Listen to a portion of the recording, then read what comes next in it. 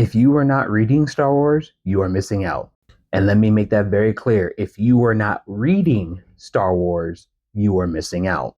I get it. Star Wars initially started off as visual media, so a lot of people don't always want to take the time to actually go read Star Wars. But any longtime Star Wars fan who's actually read any of the expanded works can tell you that reading Star Wars has some of the best stories out there.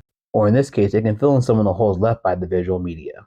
So today we're talking about Legacy of Vader issue 4 by Soule, Raphael, and Woodard. The whole purpose of this series is basically to explain why Kylo Ren is so obsessed with his grandfather and what he was doing between The Last Jedi and Rise of Skywalker as both he and Rey train in their respective sides of the Force. And as you can see, this is starting the assault on Naboo because he's going to visit the home of his grandmother. Now, Kylo has been working with Vinay, who is Darth Vader's servant from Mustafar, and he's been taking him to all the places that are very pivotal to the rise of Darth Vader.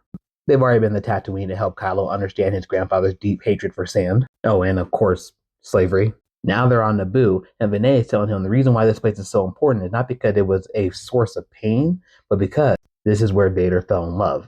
That Queen and Senator Padme Amidala was an equal to everything that Vader would become. And from the moment that they've met, he set his sights on her, and his whole plan was to make sure that he had her, and he would not stop until they were wed. And it gets to the end of the story where Vinay said, one thing that can be said about Darth Vader is that once he had Padme, he never let her go. When I tell y'all, when I read this, it had me shook. One thing I will say about Star Wars is it will constantly remind you of all the pain we've been through. But shortly after they have this conversation, Kylo and Vinay meet a couple who tell them that being around this area, being around this palace, is not safe. And of course, Kylo's not having it. He's like, yeah, okay, sure, it's not safe. Why do you think that? And then they tell him the legend of that palace, which then goes ahead and does a artistic representation of what happened when Vader came back to Naboo.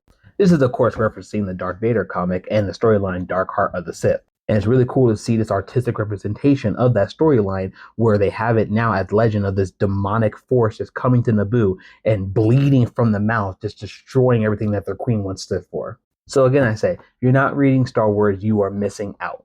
But The Legacy of Vader, are you reading it? Have you read issue 4? What'd you think about it?